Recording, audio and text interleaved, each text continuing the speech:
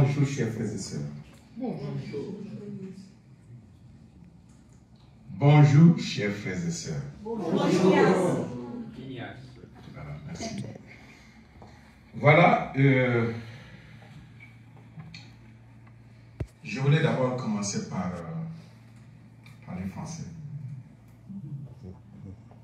Je vais parler français. Vous savez, le français, c'est une langue amusante. Parfois, ça fait confondre les gens de ce que ça veut dire.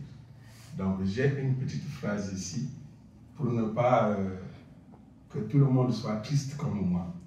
En réalité, je ne suis pas triste, mais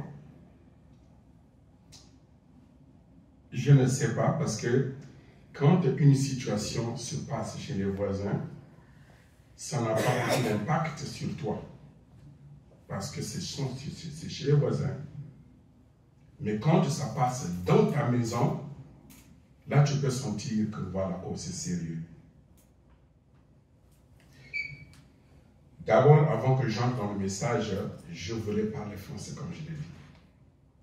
Et chaque fois quand je veux parler français, ou bien je veux faire une blague en français, je pense à Marie-Christine.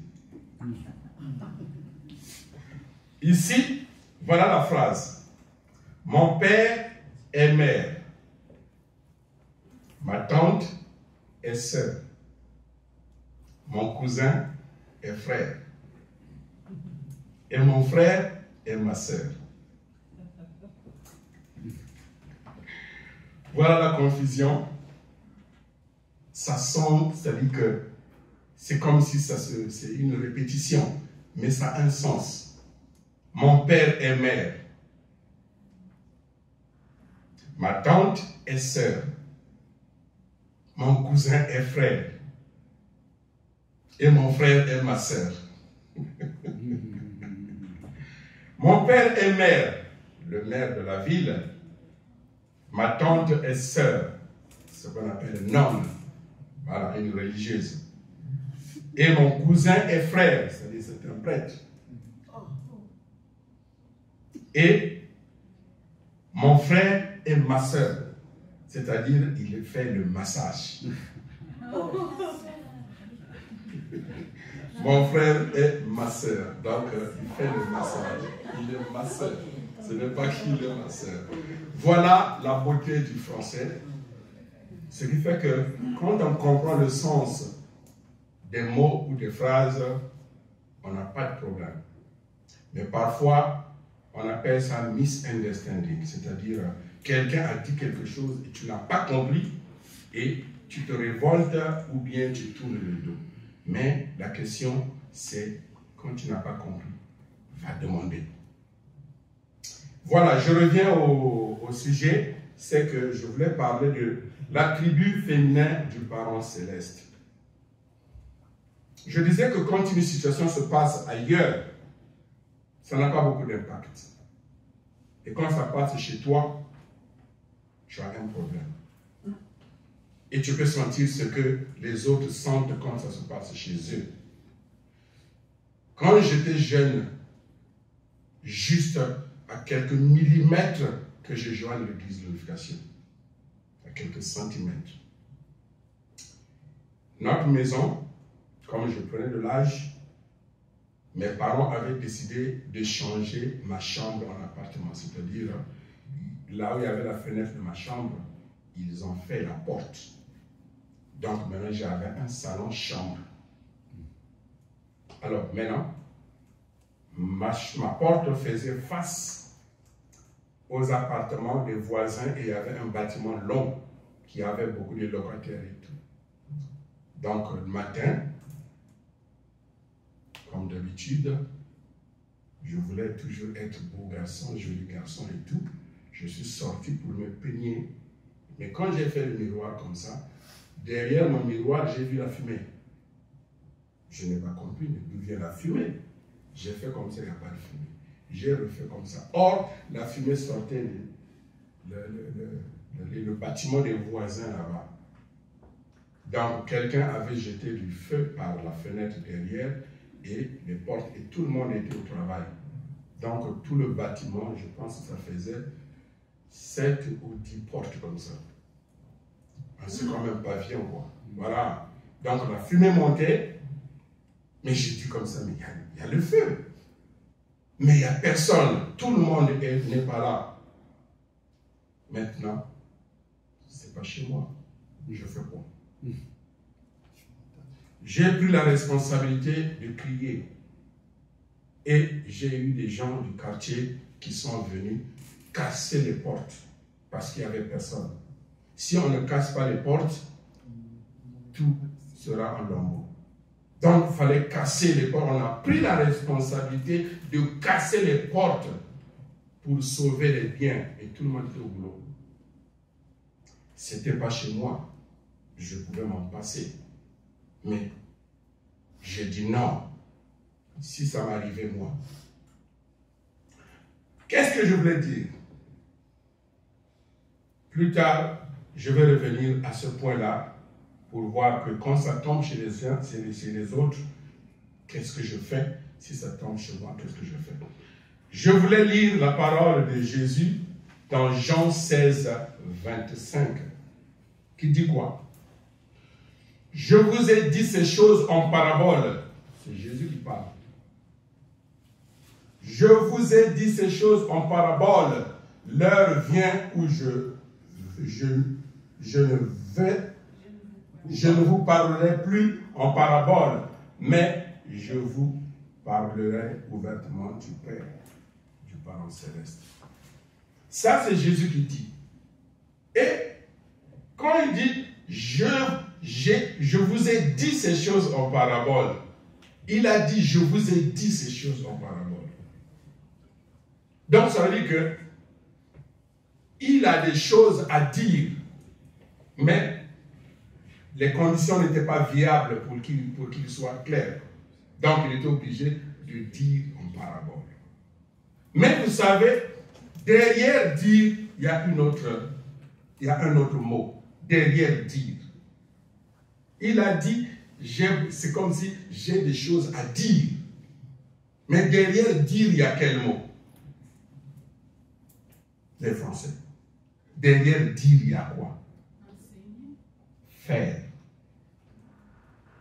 Derrière dire, il y a faire. J'ai des choses à faire, j'ai des choses à dire. Voilà ce que Jésus avait promis. Mais il était obligé de faire et de dire en parabole. Ça veut dire que il a dit, je veux vous parler dans le futur, ouvertement du Père. Mais pourquoi Jésus parle du Père et non de la Mère? Mais vous savez, du point de vue du principe, nous le savons, que Jésus était la manifestation visible de la masculinité invisible de Dieu. Ça, c'est ce que nous avons appris et c'est ce qui est vrai. Malheureusement, il n'a pas eu le temps pour qu'il découvre sa femme ou sa fiancée. Et en étudiant le principe, nous découvrons ouvertement, clairement, la nature de Dieu. Que Dieu, c'est un parent. Comme Jésus l'avait promis. Et nous découvrons ça dans Genèse 1, 27. Dans Genèse 1, 27, cette petite phrase a 2 volets. Dieu créa l'homme. Oh, j'avais vu ça déjà. Oh, beautiful. Dieu créa l'homme à son image. Il le créa à l'image de Dieu. Ça, c'est une création, c'est-à-dire que Dieu, il a créé l'homme à son image individuellement. En tant qu'individu, je suis à l'image de Dieu, en tant qu'individu. Et la phrase suit, il créa l'homme et la femme. Donc, il a créé en tant qu'individu et aussi en tant que couple. Donc, il y a la masculinité de Dieu que l'humanité a connue, que certains ne connaissent pas jusque-là que Dieu, c'est un parent. Dans certaines religions, ils prennent Dieu pour maître, master et tout ça, whatever. Mais nous, commençant sur la base chrétienne, on sait que Dieu c'est un Père. Et on avance. Jésus a promis qu'il va nous parler ouvertement du Père, c'est-à-dire ouvertement qu'il va nous dire réellement qui est Dieu. Et c'est ce que nous découvrons dans les principes de la création, qu'il explique proprement, clairement, joliment que la nature de Dieu, c'est à la fois masculine et féminine.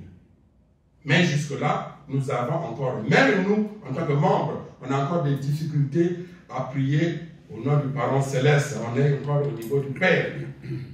Pourtant, basé sur les Écritures comme la Bible, nous avons une bonne partie de la féminité de Dieu.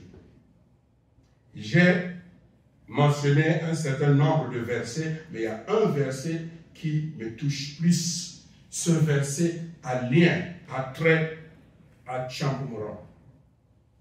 Je commence par Ésaïe 49, 15. Une femme oublie-t-elle l'enfant qu'elle a allaité? N'a-t-elle pas pitié du fruit de ses entrailles? Quand elle l'oublierait, moi, je ne t'oublierai point. Ça, ici, on voit directement Dieu en tant que mère qui allaite. Dieu en tant que mère qui prend soin.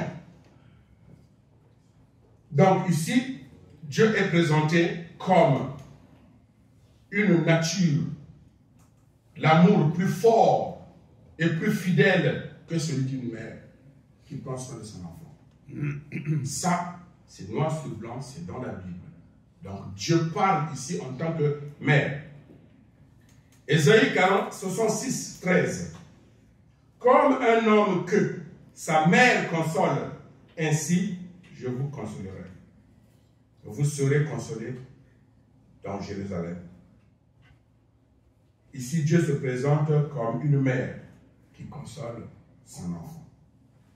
Cette image souligne la tendresse et la proximité de Dieu envers son peuple.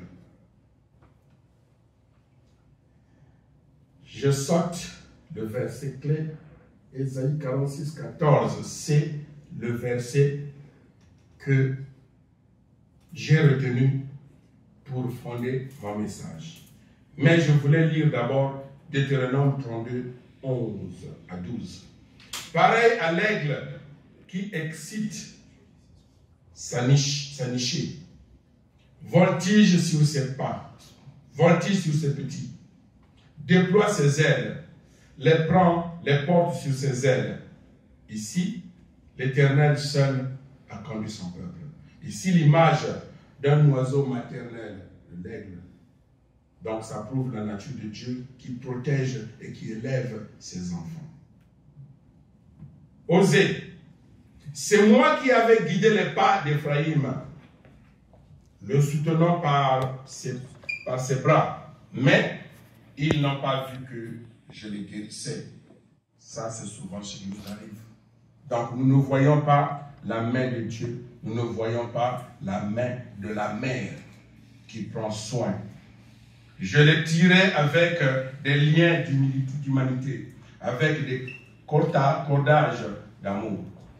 Ici, c'est l'image maternelle de soin qui guide et qui a de la tendresse. Ça, c'est l'Ancien Testament. Le Nouveau Testament. Jérusalem, Jérusalem, combien de fois ai-je voulu rassembler tes enfants comme une poule rassemble ses poussins sous ses ailes, et vous ne l'avez pas voulu. Donc ici, Jésus emploie une image maternelle, fortement maternelle, celle d'une poule protégeant ses petits. C'est une expression du désir protecteur et aimant de l'amour féminin de Dieu. Il y a beaucoup de versets, mais je m'arrête là. Je me base sur le verset qui est là.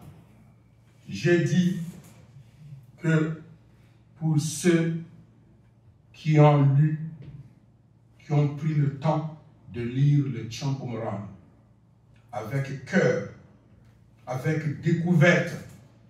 Ce n'est pas ceux qui ont lu pour discuter les pages ou ceux qui ont lu pour essayer de discuter les virgules et les points et tout, mais ceux qui ont lu, qui ont discuté, qui ont réfléchi à vouloir savoir qu'est-ce que notre mère veut dire.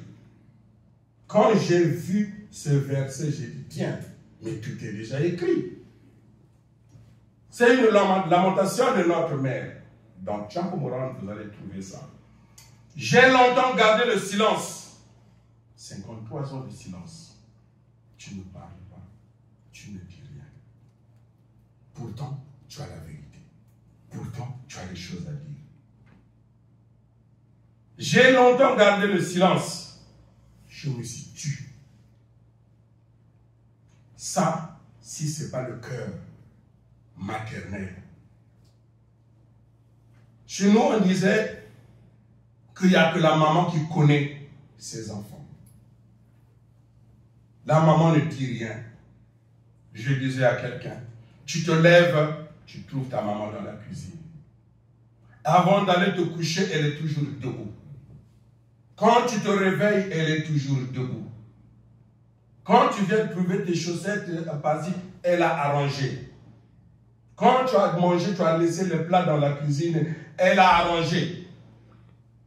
Et toi, tu trouves que c'est normal. Ce n'est pas normal. À quel moment ma maman dort? À quel moment ma maman se repose? Et qu'est-ce que ma maman pense?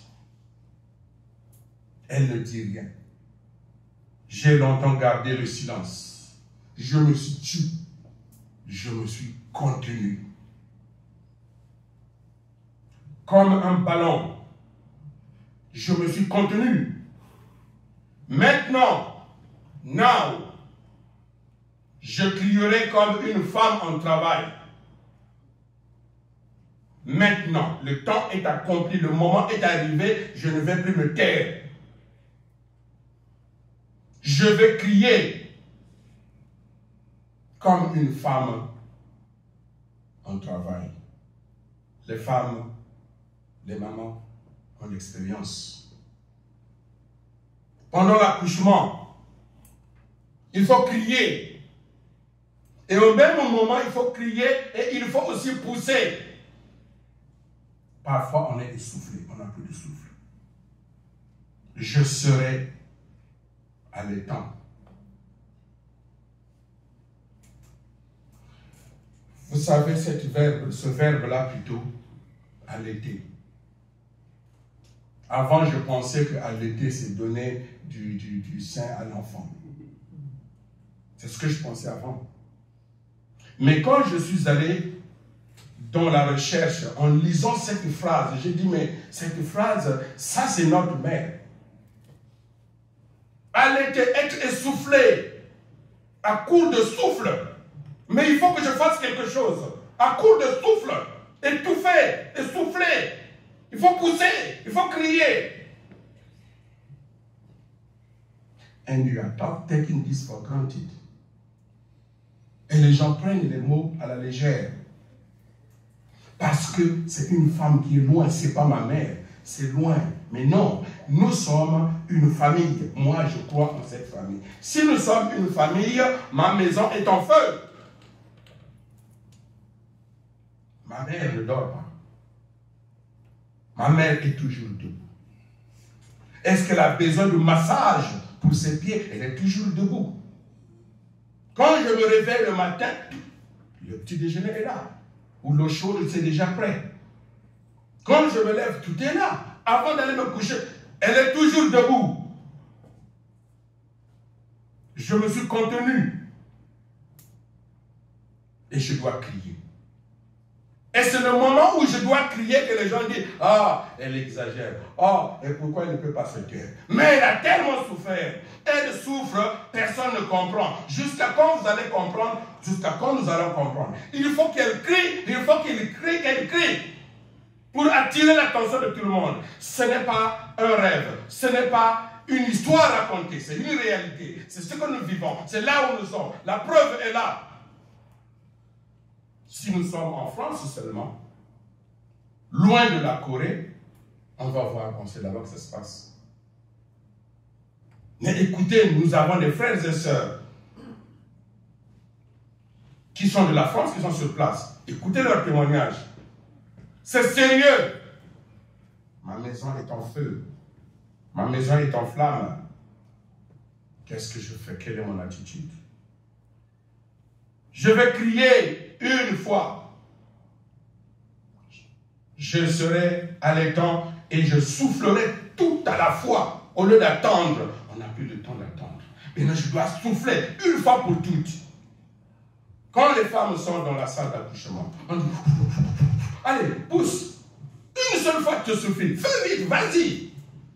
Mais c'est au prix de la vie. Et si notre mère,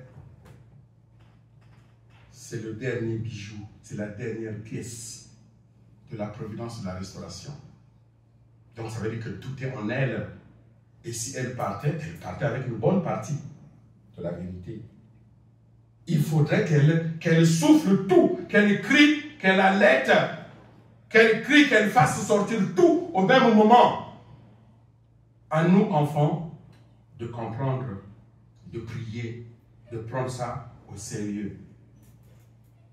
Ma mère souffre. Ma maison est en feu. Est-ce que je vais appeler le voisin pour dire, hey, tu as vu ce qui se passe chez nous? C'est un peu sérieux, hein? Bientôt c'est le lit qui va brûler. Oh là là, c'est sérieux là et tout. S'il s'agit de sortir en pyjama, on va sortir en pyjama. Pour aller sauver la maison qui brûle. Je voulais juste tirer l'attention de chacun de nous, en tant qu'enfants des vrais parents. Nous sommes le fruit des vrais parents, nous tous. C'est une force, c'est une puissance des vrais parents. Nous sommes là, de différentes nationalités, de différentes couleurs, de différentes origines. C'est une force de déplacer une japonaise, de la planter en France. Si ce n'est pas la puissance des vrais parents. De prendre un noir là-bas, de l'amener en France, de le planter là. C'est une puissance, c'est la puissance des vrais parents. Donc ça veut dire que nous sommes liés. Nous avons le même sang, la même lignée céleste. Et c'est là où nous sommes. Je voulais demander à quelqu'un, quelle attitude as-tu envers ta maman? Quelle réponse tu donnes à ta maman? Elle exagère ou c'est toi qui exagères? Elle exagère ou c'est toi qui ne comprends pas? Donc ici, on peut découvrir Dieu, bien sûr que dans la Bible, on parle du parent, du Dieu le Père.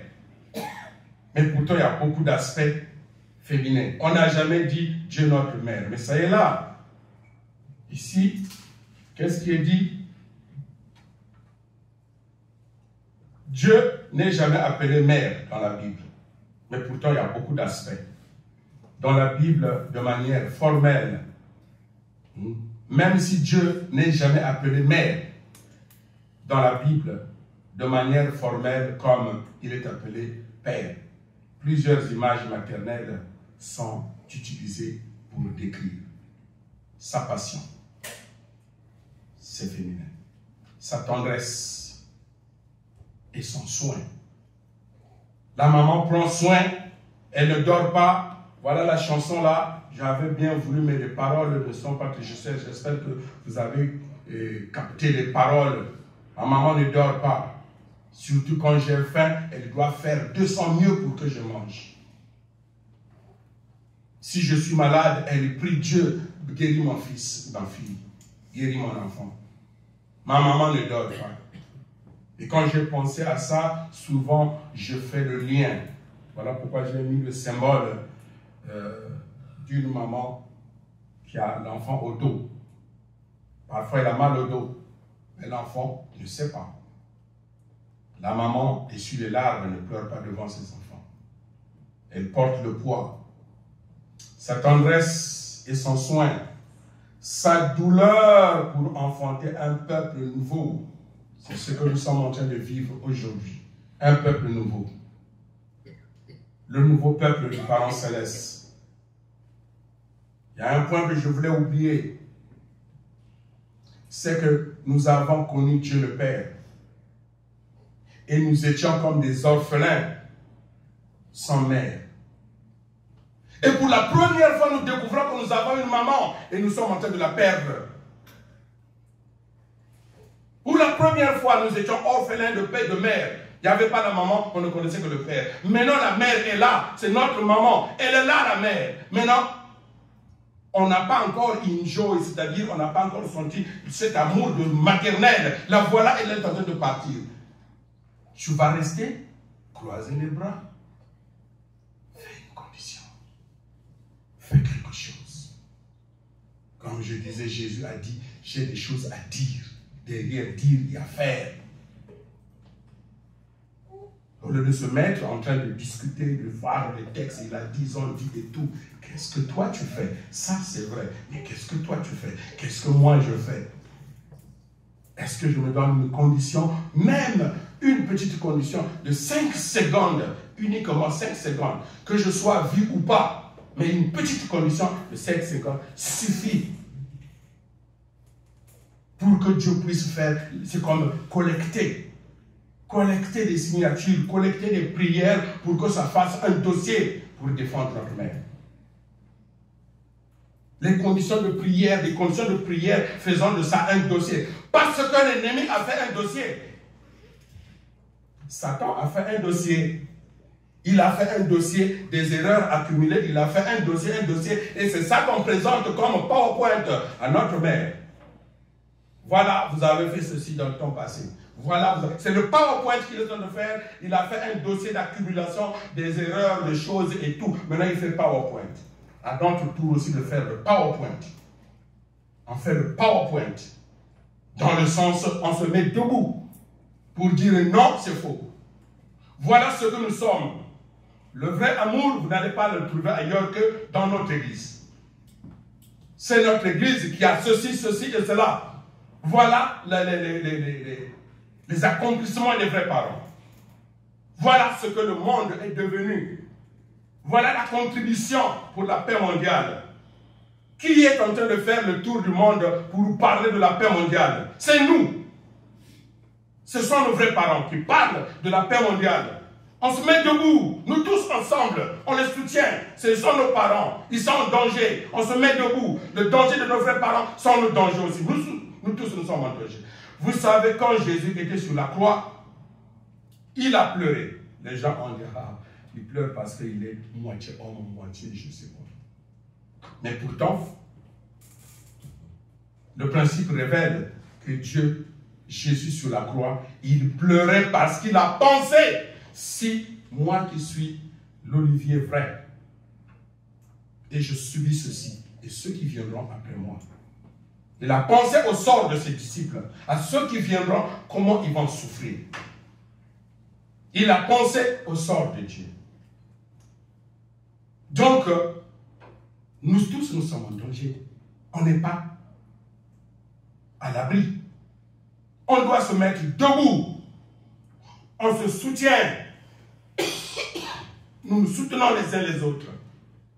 Félicitons-nous, encourageons-nous, réveillons-nous, applaudissons les frères, applaudissez celui qui fait du bien, celui qui fait une petite chose de bien. Dites merci, félicitez les frères, encouragez, appelez ceux qui dorment, regardez les exploits. Les vrais parents ont fait. Voilà ce qui se passe dans le monde. On ne parle que du mal, mais pourtant il y a des bonnes choses. Il y a beaucoup de bonnes choses. Quand j'étais missionnaire, quelque part, j'ai eu mal au cœur. Mais le Messie national qui était sur place, il m'a dit ceci. Il dit, Ignace, ceux qui ne t'aiment pas, c'est une poignée, mais qui font du bruit comme s'ils s'en en veulent. Ceux qui t'aiment, c'est une majorité, mais qui ne dit rien. Voilà le danger. Nous avons les exploits des vrais parents, des choses positives, mais on ne dit rien. Mais la négativité, c'est ça que les gens disent. Mais bien, réveillons-nous, bon sang. Quand est-ce que nous allons nous défendre? Sinon, les gens vont penser que ce qu'ils disent, c'est ça la vérité. Donc c'est pour dire le cœur maternel, sa protection et son amour charnel et profond. Ces versets montrent que Dieu transcende les catégories humaines et des gens. Dieu se révèle beaucoup de dimensions du cœur parental, tant paternel que maternel. Donc je voulais juste qu'on réfléchisse ensemble sur l'attribut féminin du parent céleste. Nous avons eu un père, on s'est réjoui. Et maintenant, on nous fait découvrir, nous avons une mère qui pose l'équilibre. Alléluia. Oh, on a papa et maman. Et ça n'a pas duré, maman, mais qu'est-ce qui se passe? Il faut qu'on se mette debout pour réclamer que notre maman revienne à la maison. Parce que c'est plein de chaussettes partout. La cuisine n'est plus propre. Maman n'est pas là. Si nous voulons garder la maison sale, alors restons dormants. Mais si nous voulons notre maman à la maison, pour qu'il y ait la propreté et l'ordre, réfléchissons. Je voulais juste qu'on réfléchisse ensemble sur l'attribut du parent céleste, surtout ce qui se passe actuellement. Nous étions orphelins, je l'ai tantôt dit. Nous ne connaissions que notre Père. C'est à peine que nous venons de recevoir notre mère et maintenant, elle est en détention. Que faisons-nous pour faire sortir notre mère dans cette situation? Quelle est mon attitude? Quelle est mon attitude?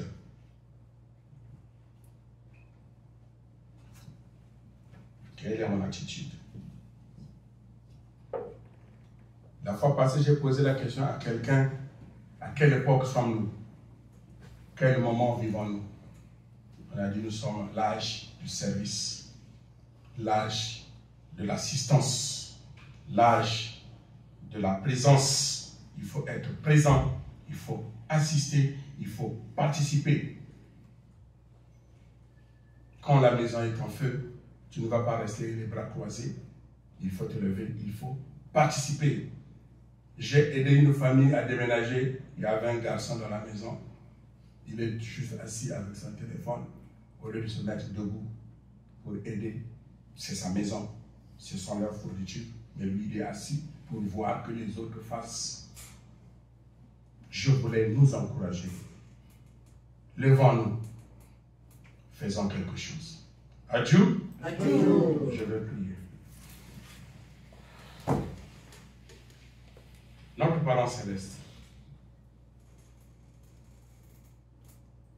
merci pour ton amour. Merci pour tes bienfaits. Nous savons combien tu avais porté ce poids seul. Tu t'es rejeté, incompris. Il y avait beaucoup de préjugés sur toi. Tes enfants sur la terre ne te connaissaient même pas. Jésus est venu, il a dit que tu es un père. C'est vrai, il a vu sa propre nature, qu'il était la manifestation visible de la masculinité invisible du parent céleste. Et nous avons la chance d'avoir les vrais parents qui sont venus nous révéler clairement. Et aujourd'hui, parents célestes, unis ensemble, grâce à la sueur, aux larmes et au sang de nos vrais parents, nous sommes une seule.